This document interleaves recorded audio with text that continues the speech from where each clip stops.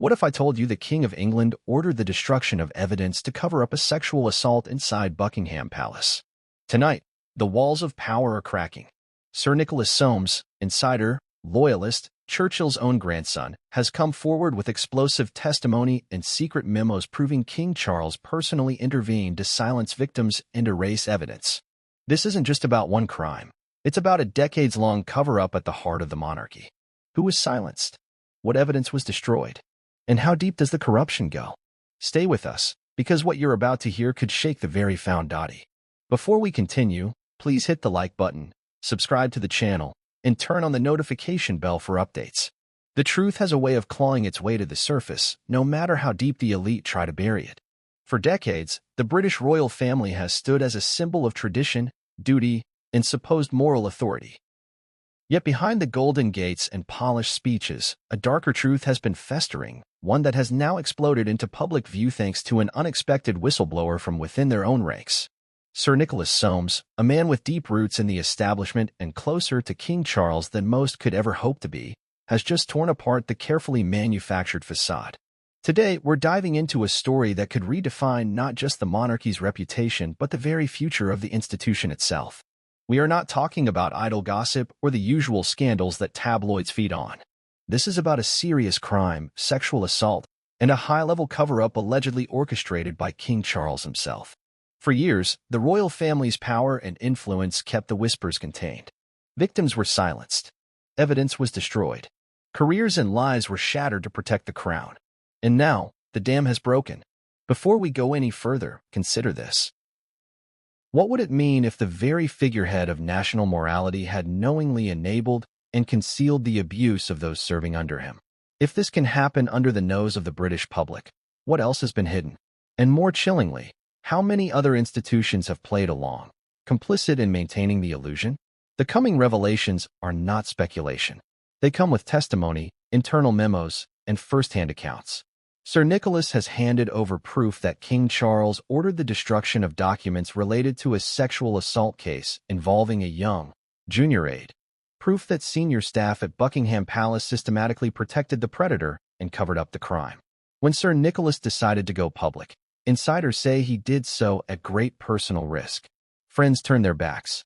Threats came from unexpected quarters. The British establishment does not forgive easily, especially when its survival is at stake. But as the evidence mounted, Sir Nicholas could no longer stay silent. His conscience, and the weight of the truth, forced him to act. This is not just a story about one royal family member making a devastating mistake.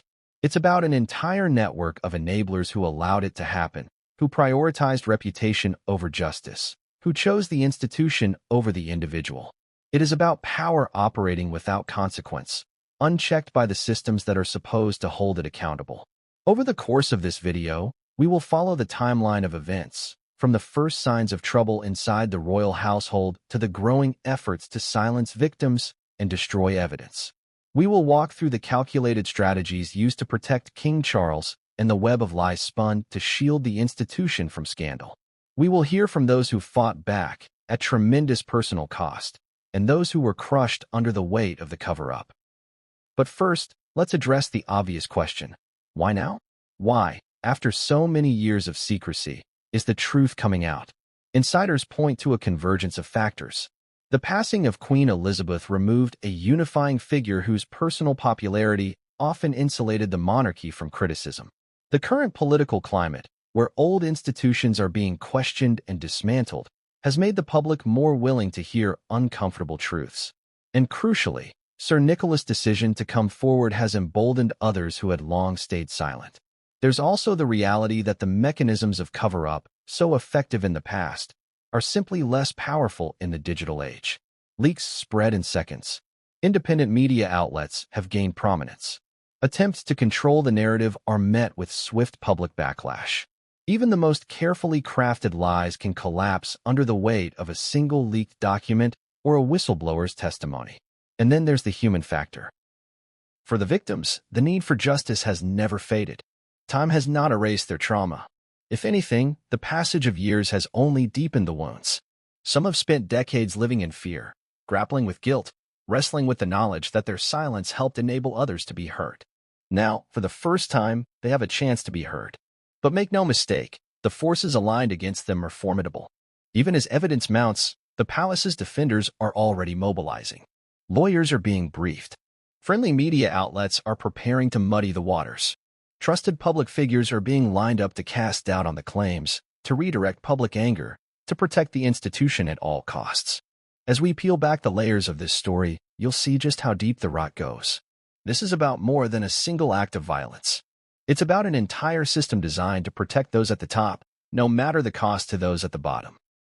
Throughout history, the British monarchy has weathered scandal after scandal, often emerging bruised but intact. But this time feels different. This time, the allegations strike at the very heart of the institution's moral authority. If the monarchy is seen as not just fallible but actively corrupt, willing to destroy lives to protect itself, can it survive? For centuries, the royal family has relied on a simple pact with the British people. In exchange for loyalty and deference, they promised to embody the nation's highest values: integrity, service, honor. What happens when that promise is broken so completely that it cannot be repaired? We are on the edge of a reckoning. As we move through this story, keep asking yourself, how much loyalty do we owe to an institution that refuses to hold itself accountable? How far should we go to protect the powerful at the expense of the powerless? And most importantly, if justice is denied here, what does that say about our broader society? Because this isn't just a story about King Charles. It's a story about us, about the systems we allow to exist, the lies we accept, and the price we're willing to pay for comforting illusions. Get ready. The truth is messy. It's uncomfortable. And once you see it, you can't unsee it. Now, let's begin. The destruction of evidence was not a spur-of-the-moment decision.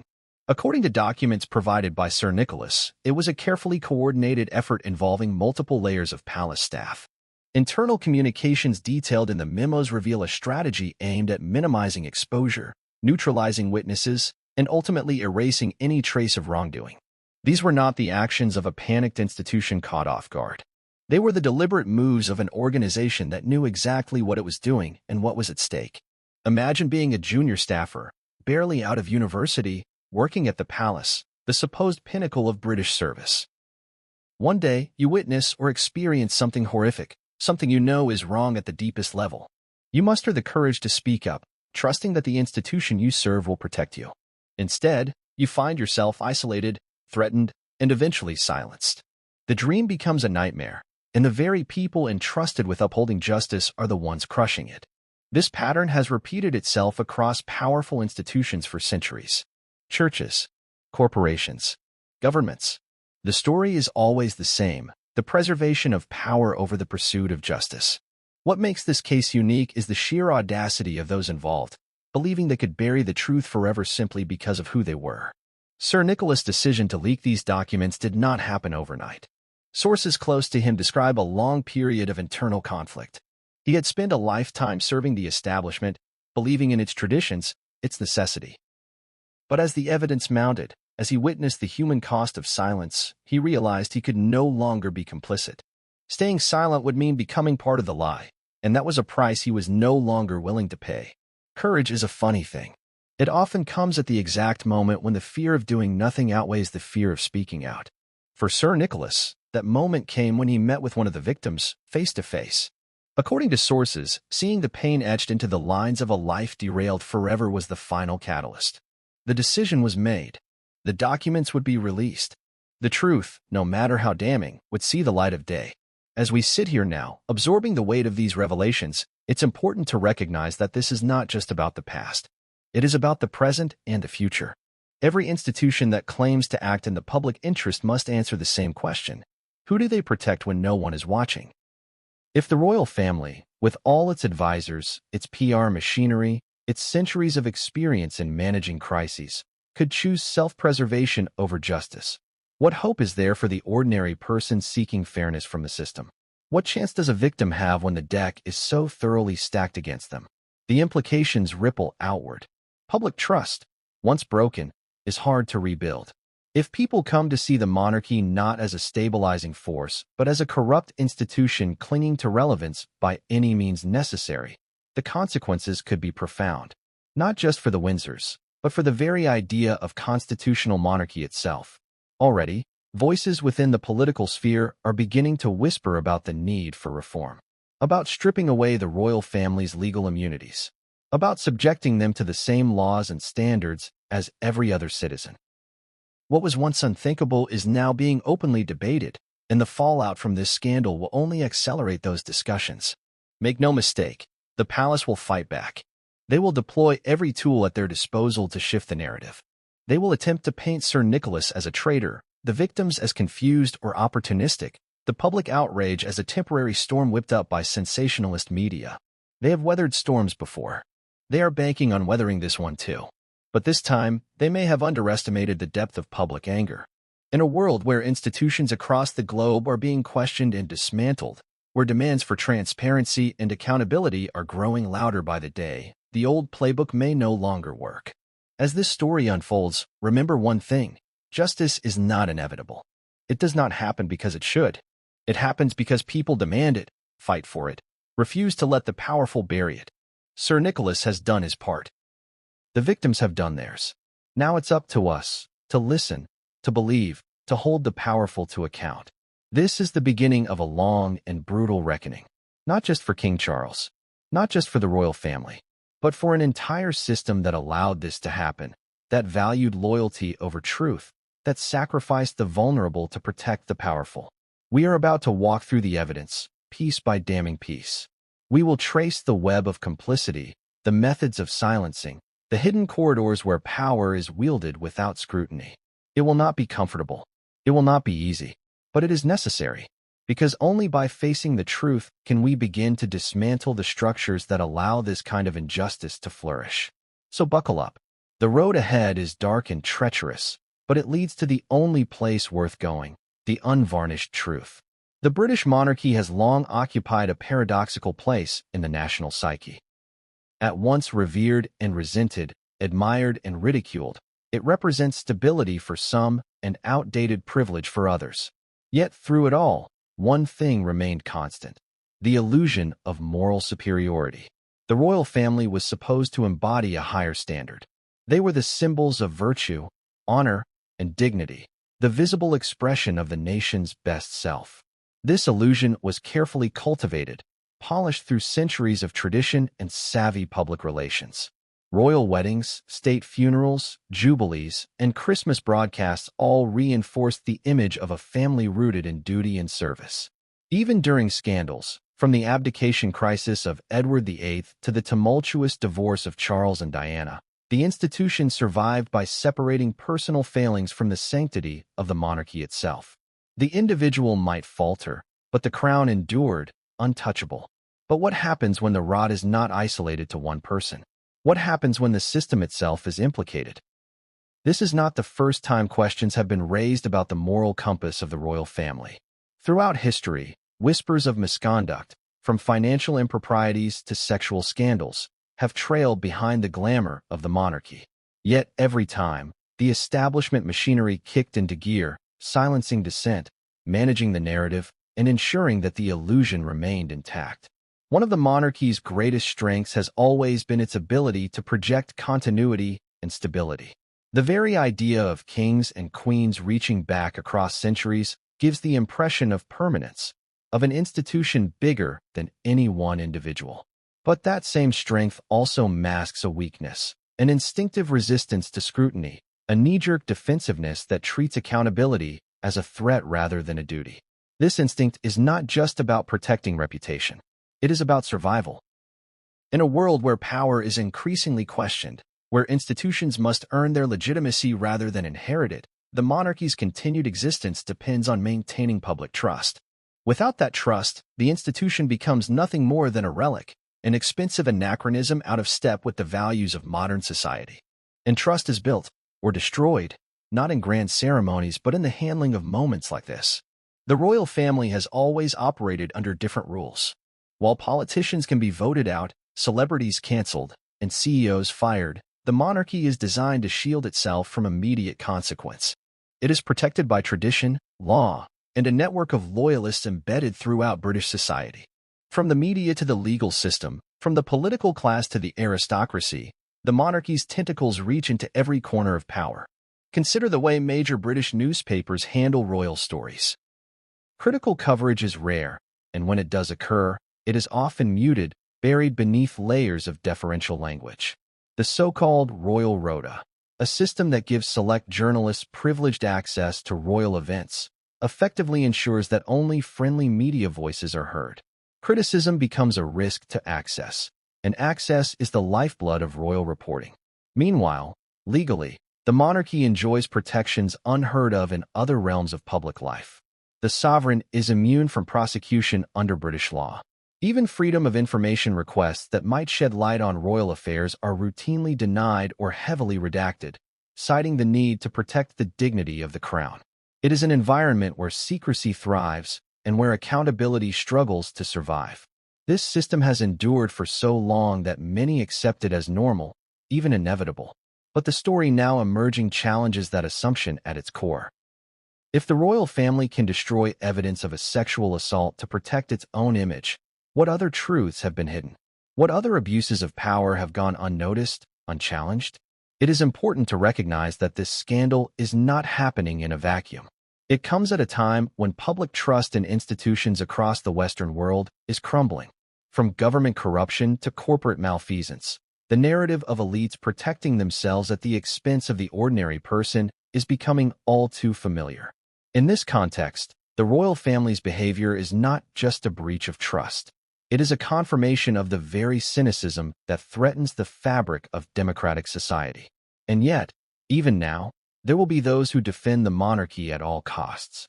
Some will argue that the crown must be protected to maintain national unity. Others will claim that the actions of individuals should not tarnish the institution as a whole. These arguments are not new. They have been used for decades, even centuries, to justify silence, to excuse misconduct, to turn the page without ever addressing the rot beneath. But this time feels different. The evidence is too stark, the human cost too visible, the betrayal too profound. Sir Nicholas Soames' revelations strike at the heart of the monarchy's self-image.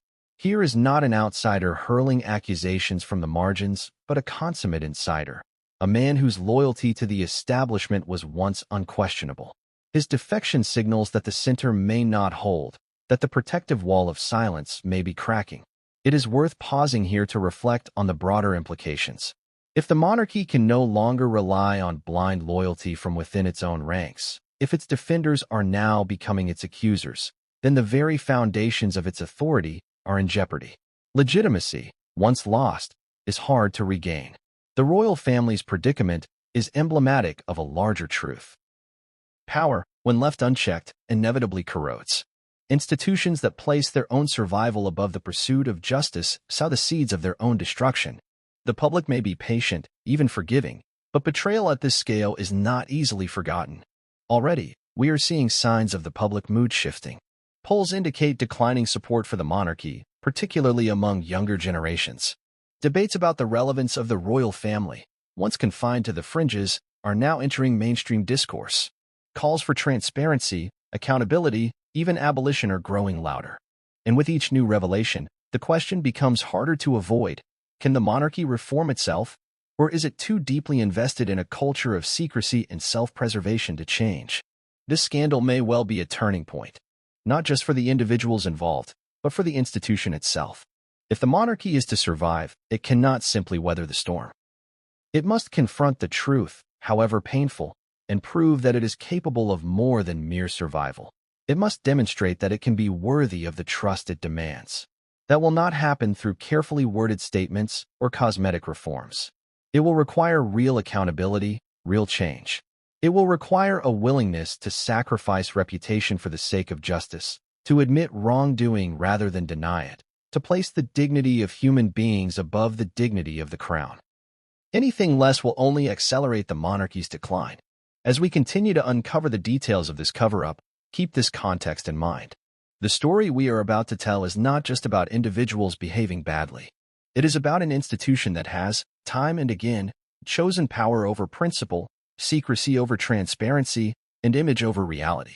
And now, finally, it may be forced to pay the price. We are just getting started.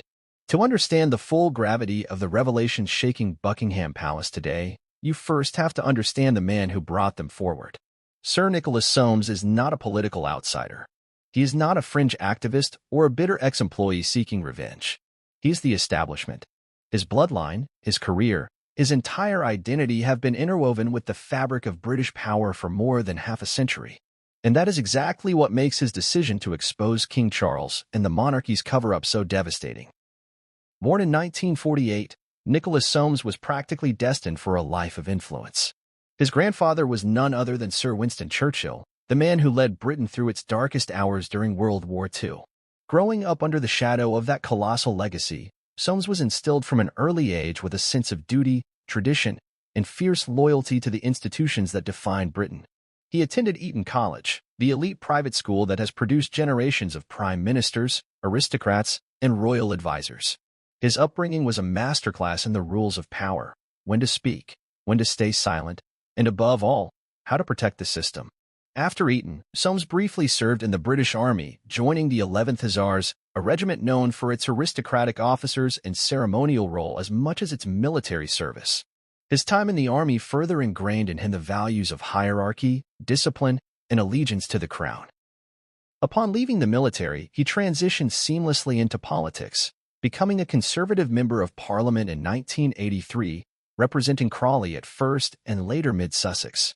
During his long parliamentary career, Soames became known as a staunch defender of the monarchy. He was no stranger to controversy, occasionally making headlines for blunt or inflammatory comments, but his loyalty to the royal family was unwavering. He served under multiple Conservative prime ministers and was even knighted for his services to politics and public life, further cementing his place within the inner sanctum of Britain's ruling class. It wasn't just his public career that kept him close to the royals. Privately, Soames was a trusted friend of King Charles. Their relationship stretched back decades, rooted in shared backgrounds, mutual acquaintances, and a deep understanding of the pressures that come with public life under constant scrutiny. Soames was often seen at royal functions, private dinners, and behind-the-scenes gatherings. He was, in every sense, part of the circle that understood the unwritten rule: protect the institution at all costs. This long-standing bond is precisely what makes his revelations so catastrophic. If a man like Nicholas Soames, with every incentive to maintain the status quo, has chosen to turn against the crown, it signals a crisis far deeper than a mere public relations scandal. It suggests that the wrongdoing is so grave, so indefensible, that even the most loyal defenders can no longer look the other way. Sources close to Soames describe a man deeply conflicted in the months leading up to his decision to come forward. His loyalty to the monarchy was not superficial, it was part of his identity. Exposing the rot within the institution he revered meant confronting not just King Charles's actions, but also his own role in sustaining a system that enabled such abuses. It meant acknowledging that silence is not neutrality, it is complicity. The breaking point, according to those familiar with his thinking, came not from political pressure or media scrutiny, but from personal reflection. Soames reportedly spent hours reviewing the evidence, meeting with victims, and consulting trusted confidants before making his decision. For a man who had spent his life moving in circles where discretion and loyalty were paramount, the choice to leak internal memos and provide testimony was nothing short of revolutionary. This decision did not come without consequences. Within days of his revelations, Soames found himself ostracized by many of his former allies. Invitations to exclusive events dried up. Old friends stopped returning calls. He received veiled warnings, reminders of the cost of breaking ranks. But by then, the die was cast. The documents were out. The testimony was recorded. There was no turning back. It's important to recognize the courage this required. In an environment where loyalty is prized above truth, where reputations are protected at all costs, and where challenging the crown is seen as an act of near treason, Soames' decision stands as a stark act of principle. It is also a reminder that real change rarely comes from those outside the system shouting at its walls. It often comes from those within, finally refusing to play along. By stepping forward, Soames has shattered the protective bubble that surrounded King Charles. He has given victims a voice they were long denied. And he has forced the public to confront an uncomfortable reality, that the institutions they are taught to revere are not immune to corruption, and that sometimes, the greatest threats come from within. Sir Nicholas Soames' story is not one of rebellion for its own sake. It is a story of conscience, of a man grappling with the legacy of his family, his career, and his country. In choosing truth over loyalty, he has done what few in his position have dared to do. And in doing so, he has exposed a fault line in the very foundations of British power. As we move forward in this investigation, understanding the weight of Soames' actions is crucial. He was not just any whistleblower. He was the ultimate insider. His testimony carries a gravity that cannot be easily dismissed or spun away. And it raises a chilling question. If even the most loyal defenders of the monarchy are now willing to speak out, what else remains hidden behind the palace walls? The answer to that question may determine not just the future of the monarchy, but the future of public trust in all the institutions built to shield the powerful from accountability. We now turn to the first ripples of unrest, the initial whispers that something was terribly wrong inside the royal household, long before the public ever knew what was coming. The initial whispers, rumors, and internal panic. Long before Sir Nicholas Soames came forward publicly, long before documents surfaced and victims began to find their voices, there were whispers inside the palace walls. Whispers that something had gone horribly wrong. In the closed, controlled environment of the royal household, where loyalty was prized above all else and the unwritten code of silence governed daily life, those whispers were enough to cause a deep and growing sense of panic. It began, as such things often do, with a leak. A low-ranking member of the palace staff overheard a conversation not meant for outside ears. A senior aide, speaking in hushed, urgent tones, referenced an incident involving a junior member of the royal staff and His Majesty's intervention. No specifics were given, but the tone was unmistakable. Something serious had happened, and the priority was containment. At first, the gossip was confined to back hallways and private quarters. Staff members who had worked at the palace for years knew better than to ask questions. In the royal household, curiosity was dangerous. Information was power, and the fewer people who had it, the easier it was to control outcomes. Still, tension rippled through the ranks. Uncharacteristic meetings were held behind closed doors. Longtime employees were abruptly reassigned or dismissed without explanation. The atmosphere shifted from the usual rigid formality to one of barely contained anxiety. Those closest to the center of power, the senior aides, the private secretaries, the communications officers, understood immediately that they were dealing with a crisis. But even among this trusted circle, there was confusion and fear. How bad was it? Could it be contained? And, most critically, what would happen if it could not? According to internal emails later leaked, the first instinct of the palace machine was to minimize and discredit. A crisis management plan was hastily drawn up, focusing on three key objectives: silence the victim, neutralize any witnesses, and destroy any physical evidence that could tie the crime to the royal household. This plan, marked strictly confidential, outlined a brutal and methodical approach.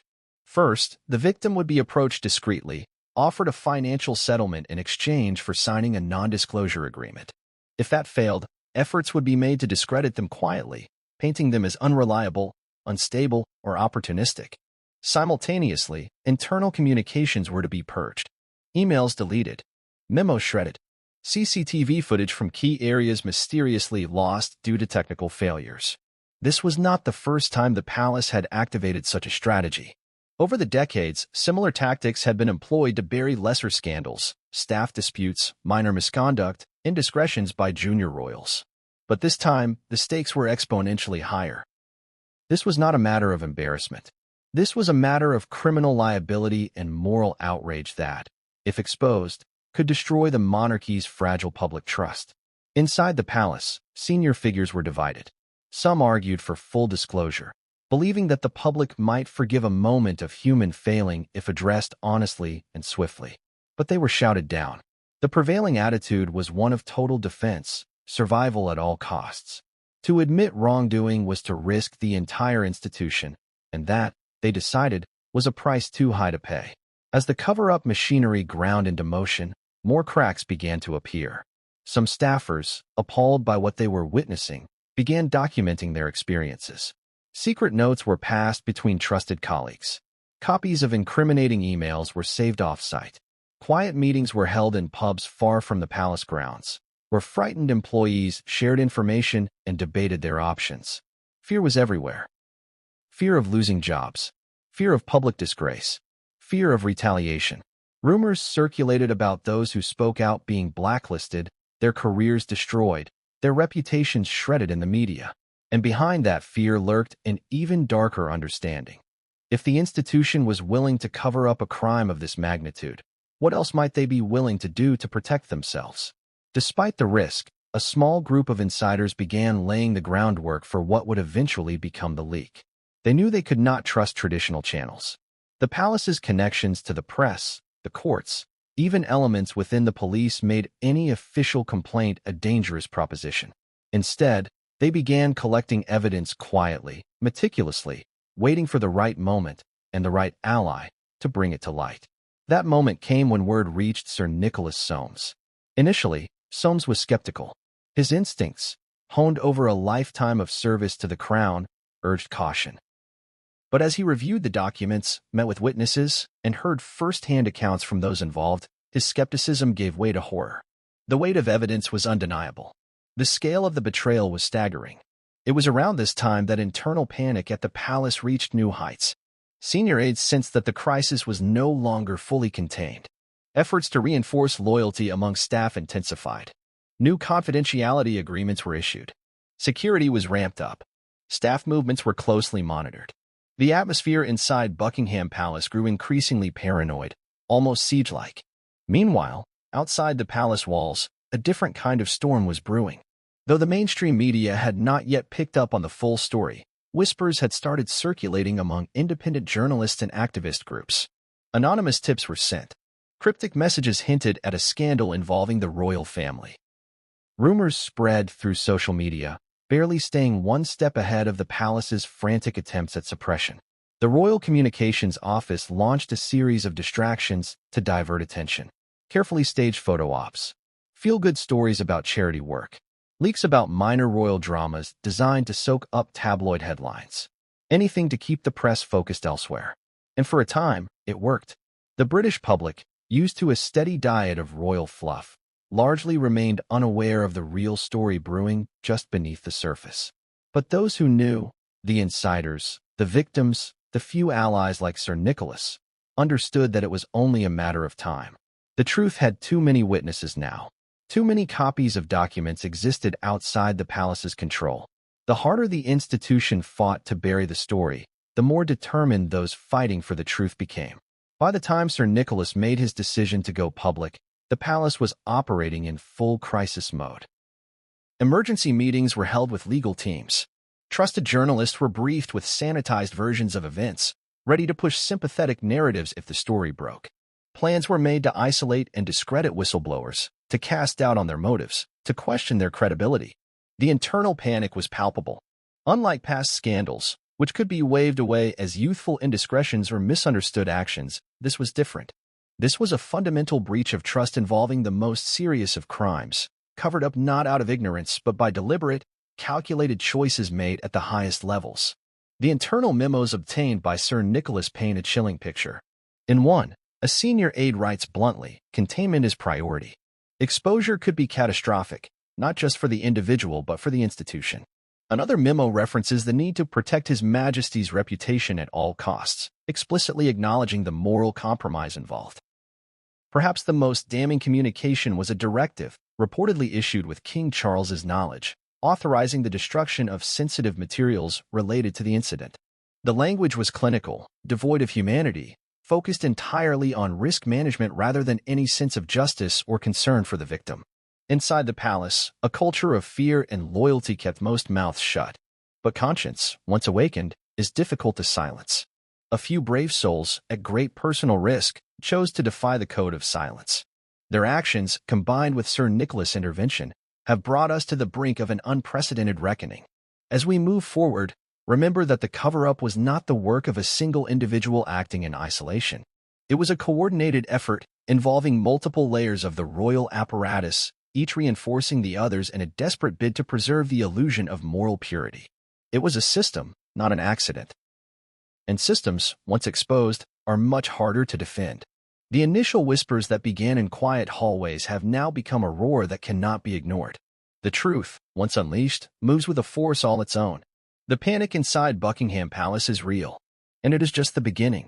Next, we will turn our attention to the victim's story, the human face behind the headlines, the life forever altered by an institution's cold calculus of self-preservation. Behind every headline, every leaked document, every official denial, there is a human being whose life has been irreversibly changed. In the midst of institutional panic and frantic cover-ups, it's easy to lose sight of the individuals at the heart of the story. But the core of this scandal is not just about power or corruption. It is about a young person who dared to trust an institution built on promises of honor and was betrayed in the most devastating way.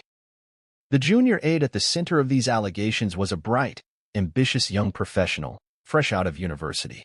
They had grown up admiring the monarchy, believing it represented the highest ideals of public service. For them, securing a role within the royal household was not just a job, it was a calling. It was the culmination of years of hard work, academic achievement, and a deep desire to be part of something greater than themselves.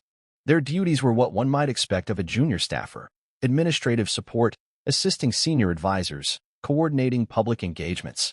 The work was demanding, often requiring long hours and a tireless attention to detail, but it was seen as a stepping stone to a prestigious career. Inside the palace, even junior roles carried a heavy weight of expectation. One was expected to be discreet, loyal, and resilient. For a time, the aide thrived. Supervisors praised their work ethic. Colleagues admired their enthusiasm. They were seen as a rising star within the rigid hierarchy of the royal household. All of that changed in a single night. The assault took place following a high-profile royal event. The atmosphere inside the palace had been celebratory. Dignitaries from around the world had attended. The success of the event was seen as a testament to the monarchy's enduring relevance. After the formal proceedings concluded, a smaller, private gathering was held for select staff and guests. It was during this after-hours gathering that the incident occurred. According to testimony obtained later, the aide was cornered in a private room by a senior member of the household, someone with close personal ties to King Charles. Under the influence of alcohol and protected by the palace's culture of impunity, the perpetrator forced themselves on the aide, ignoring pleas to stop. The assault was brutal, leaving physical injuries that required medical attention. But it was the psychological trauma that left the deepest scars. In the hours that followed, the aide was isolated from their colleagues, pressured by superiors to stay silent, and warned that speaking out would ruin lives, most notably their own. The message was clear: loyalty to the institution mattered more than justice for the individual. In the days that followed, the aide struggled with a storm of emotions: fear, shame, confusion, betrayal. They debated whether to report the assault, knowing full well the odds were stacked against them. Friends outside the palace advised caution. Older staffers offered whispered condolences but warned that the palace protected its own.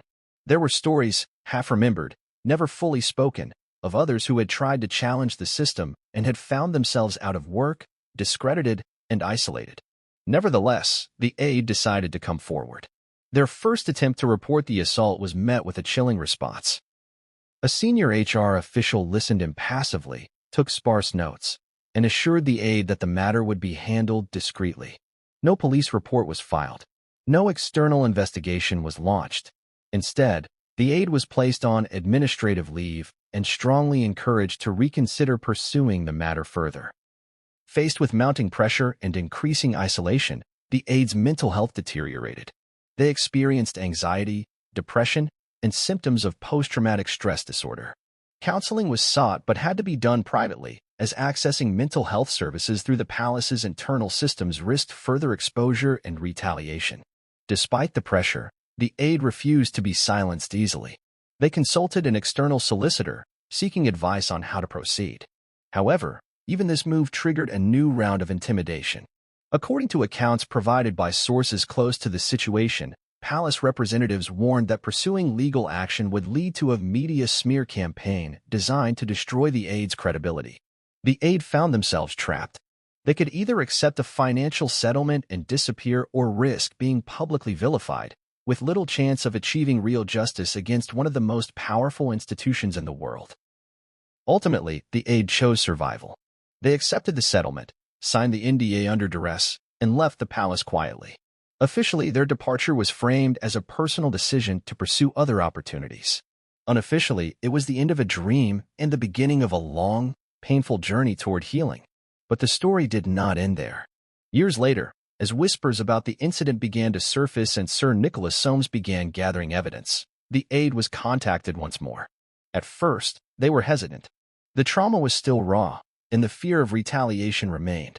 But over time, With the support of legal advocates and mental health professionals, they agreed to share their story. Their testimony is harrowing in its detail and powerful in its honesty. It paints a portrait of an institution more concerned with preserving its image than protecting its people, of a culture where loyalty to power outweighs basic human decency. The aide's decision to speak out, even anonymously, has already had profound ripple effects. It has given other victims the courage to come forward.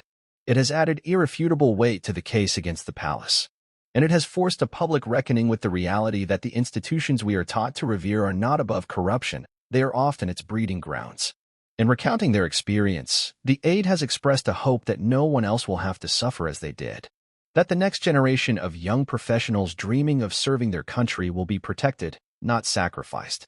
That loyalty will be redefined not as blind obedience to authority, but as a commitment to truth, justice, and humanity.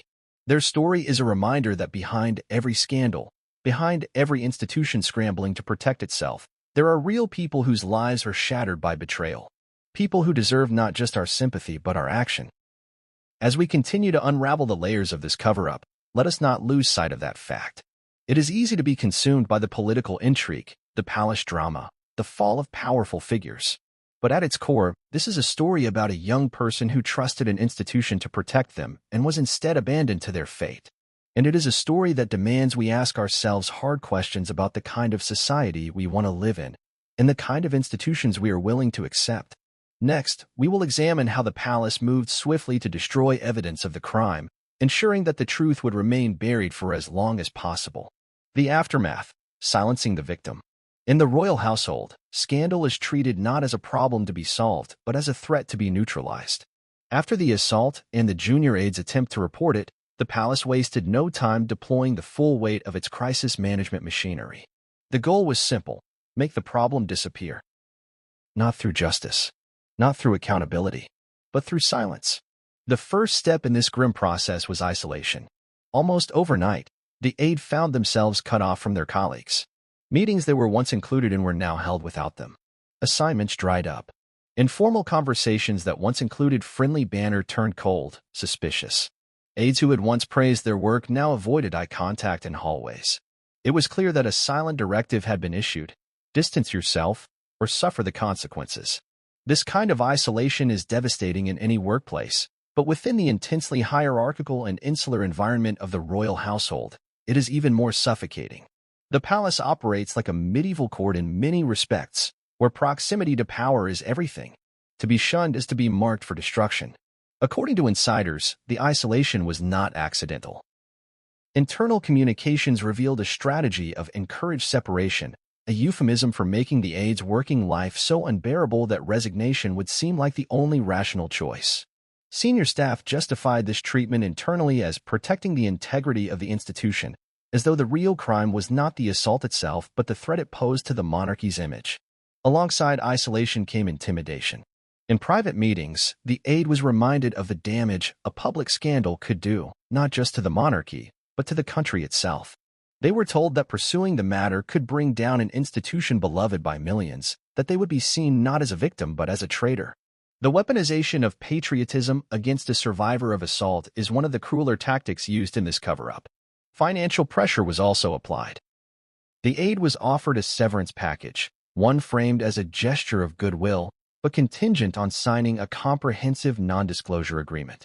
The NDA would bar them from speaking about the assault, the aftermath, and any internal communications they had witnessed. It was, in effect, a purchase of silence. The amount offered was substantial by ordinary standards, but minuscule compared to the wealth and resources of the institution doing the offering. The message was clear: take the money, disappear quietly, and try to rebuild your life elsewhere. Faced with mounting debts from counseling and legal consultations, and with their professional reputation quietly poisoned within elite circles, the aide eventually accepted. It was not a choice made freely. It was survival under duress. Even after signing the NDA, the palace did not trust that silence would hold. Surveillance increased. Friends of the aide reported noticing unfamiliar cars parked near their homes, strange phone calls, odd glitches in communication devices. Whether these were coordinated efforts by palace security teams or the result of an internal culture of paranoia, the effect was the same. The aide lived in fear. Meanwhile, the palace moved to reinforce its defenses. Trusted journalists were discreetly briefed with counter-narratives.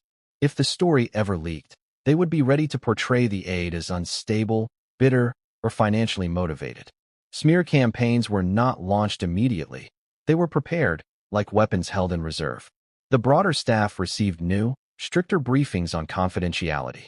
Reminders were issued about the legal and professional consequences of breaching loyalty. Some staff were even required to sign updated versions of the Official Secrets Act, a move normally reserved for matters of national security, now deployed to crush the possibility of internal dissent. It is important to understand the psychological toll this aftermath took on the aide. Having already endured the trauma of assault, they were now subjected to an orchestrated campaign designed to erase their existence, to rewrite reality around them. Friends distanced themselves. Career prospects evaporated. The institutions that were supposed to provide support, law enforcement, professional associations, even private counselors, were viewed with suspicion, tainted by the palace's far-reaching influence. This kind of institutional betrayal creates a second layer of trauma. First, there is the harm done by the original crime. Then there is the harm done by the system's response, the gaslighting, the abandonment, the systematic dismantling of a person's credibility and community. For years, the aide lived with the consequences. Trust became a scarce commodity. Relationships suffered. Dreams of a career in public service were abandoned. Even simple acts. Attending a public event, making new friends, applying for jobs, were fraught with fear and second-guessing. Would someone recognize their name? Would a background check reveal whispers that could not be explained? The palace's strategy worked for a time. The aide was silenced. The public remained unaware. The institution carried on, secure in its belief that it had contained the threat. But what those orchestrating the cover-up failed to understand is that silence is not the same as forgetting. Trauma does not fade just because it is ignored. Injustice does not disappear simply because it is covered with layers of official secrecy. In the background, the aide kept a record. Emails, notes, a timeline of events, names, dates, locations. They kept these not out of hope that justice would one day be served, but as an act of self-preservation, a way of holding onto the truth in a world determined to erase it. Years later, when Sir Nicholas Soames and a handful of courageous insiders began piecing together the scandal, it was these quiet acts of resistance that proved critical. The aide's documentation provided independent corroboration of events that others had only whispered about. Their willingness to share their story, even under conditions of anonymity, was instrumental in bringing the truth into the light. The decision to speak out again was not taken lightly. The aide knew the risks. Retaliation was still a possibility. Public scrutiny, victim blaming, and the reopening of old wounds were all inevitable consequences. But they also understood that remaining silent would only enable further abuses. They made the choice to risk everything again, not for personal gain, but for the possibility that the next victim might not have to suffer alone. Their bravery stands in stark contrast to the cowardice of those who sought to silence them. While palace officials hid behind lawyers and PR consultants, the aide faced the world with nothing but the truth and the hope that it might finally matter. The aftermath of the assault, the isolation, the intimidation, the erasure was not just an accidental byproduct of a chaotic situation. It was a deliberate, calculated campaign to protect power at any cost. And it is a stark reminder of the human price paid when institutions value their own survival over justice. As we continue this story, we will see just how far the palace was willing to go to destroy not just one life, but the very evidence that might have held them accountable. The next phase of the cover-up was perhaps the most chilling, the destruction of evidence. Because in the royal household, when silence is not enough, the next weapon is oblivion. Silencing a victim buys time. Destroying evidence buys security. In the aftermath of the assault, and the suppression of the victim's voice, Buckingham Palace shifted its focus to the next phase of containment, eliminating the paper trail. If no documents existed, if no recordings or communications could be traced back to the crime, the institution could more convincingly deny everything. What unfolded next was not a frantic, disorganized scramble, but a cold, methodical operation. The first target was digital correspondence. Internal emails between senior palace aides referencing the assault were flagged for deletion. According to whistleblowers, IT staff were instructed under the guise of a routine security audit to conduct data hygiene procedures. In practice, this meant systematically searching for and erasing any digital trace of discussions related to the incident. Emails were deleted from inboxes, sent folders, backups, and even server archives. IT staff who questioned the scope of the deletion were reminded of their confidentiality agreements and subtly warned about the consequences of disloyalty. This was not the kind of clumsy cover-up one might expect from amateurs. It was professional, thorough, and executed with ruthless efficiency. The palace had faced scandals before.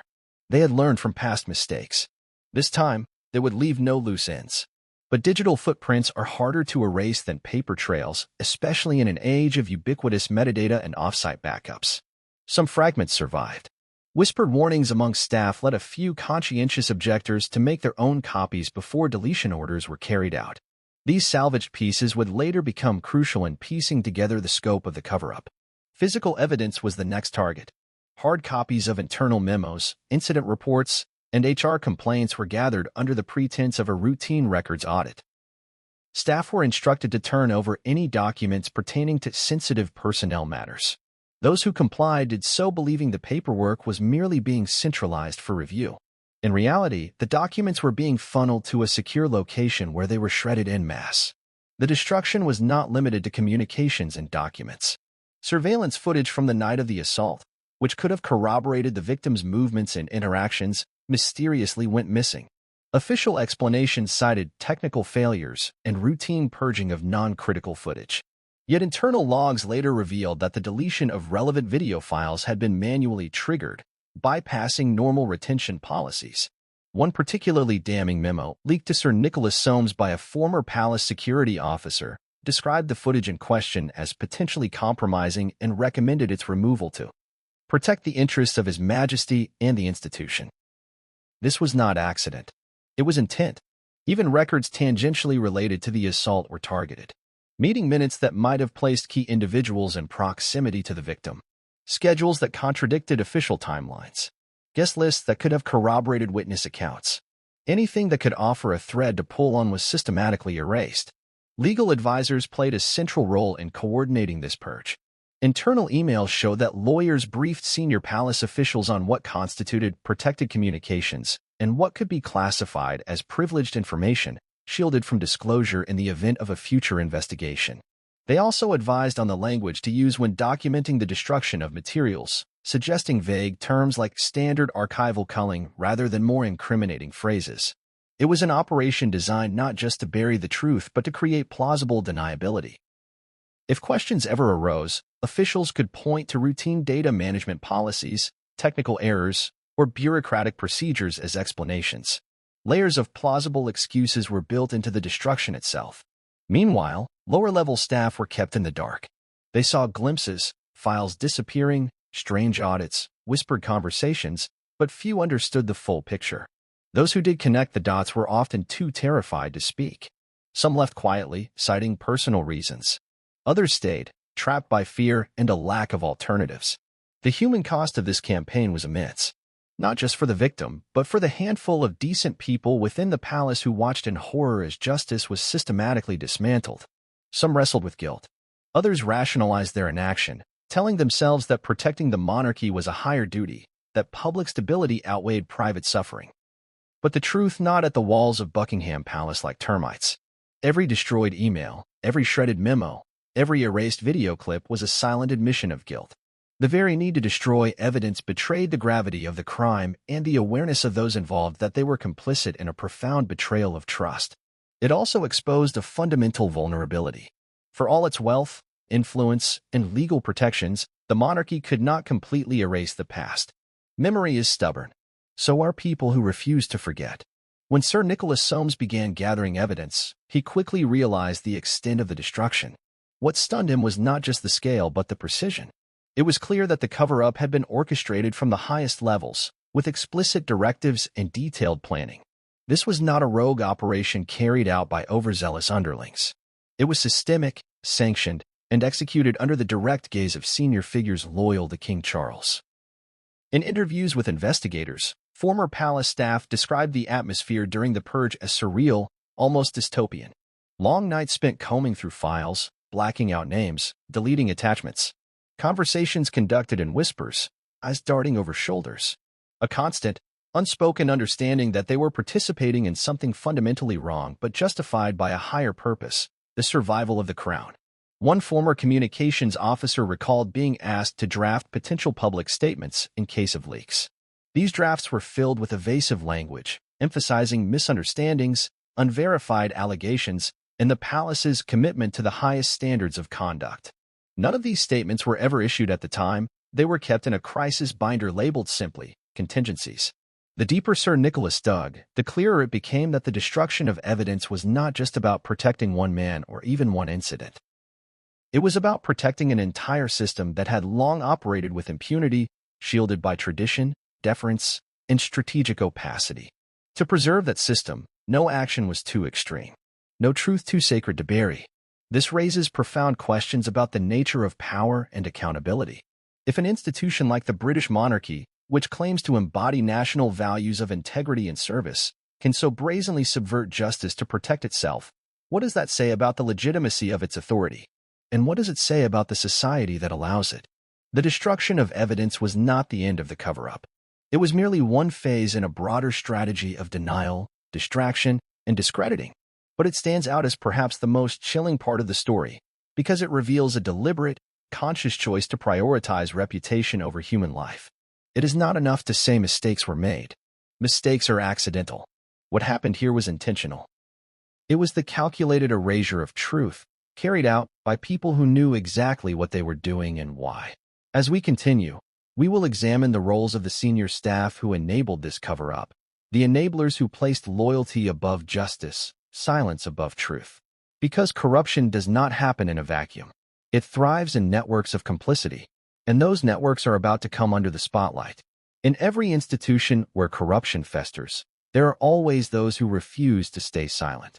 People who, despite the overwhelming pressure to conform, cannot accept injustice. Inside Buckingham Palace, amid the sweeping efforts to bury the truth, a small but determined group of staffers chose defiance over complicity. Their actions, though often crushed before reaching the public, formed the first cracks in the palace's wall of silence. It began subtly. A few junior aides, disturbed by the rapid isolation of the victim and the uncharacteristic administrative purges, started asking quiet questions. Why was this staff member being pushed out so suddenly? Why were files disappearing? Why were meetings suddenly moved behind closed doors, with no records kept? These early doubts were whispered in hallways, exchanged during hurried coffee breaks, and communicated in careful, coded language that might evade the omnipresent ears of supervisors. At first, the rebellion was simply a matter of personal conscience, small acts of resistance designed to maintain a shred of integrity in an environment that demanded obedience. Some staffers made secret copies of documents they feared would be destroyed. Others began discreetly recording conversations with senior officials who issued veiled threats or pressure tactics. A few even reached out to contacts outside the palace, journalists and lawyers, laying the groundwork for leaks that would come years later. These early resistors were not naive. They understood the risks. In the palace, loyalty was not just expected, it was enforced. Careers could be ended with a phone call. References could be poisoned with a whisper. A person's reputation could be shredded so thoroughly that they would find themselves unemployable not just within royal circles, but across much of the public sector. And yet, for some, the alternative was worse. To stand by while a crime was erased from history, to remain silent while a victim was destroyed to protect the powerful. This was a betrayal too deep to accept. Among the first to try and escalate the issue through official channels was a mid-level administrator we will refer to as Anna. Anna had worked within the royal household for over a decade, respected for her diligence and discretion. She initially believed that if the right people were made aware of what had happened, justice would prevail. She wrote a confidential memo detailing the concerns surrounding the handling of the assault case and submitted it through internal grievance mechanisms. The response was swift and brutal. Anna was summoned to a disciplinary meeting under the pretext of conduct unbecoming. She was accused of insubordination, of undermining the institution, of spreading rumors. Her access to sensitive information was revoked. She was reassigned to menial tasks far below her experience level.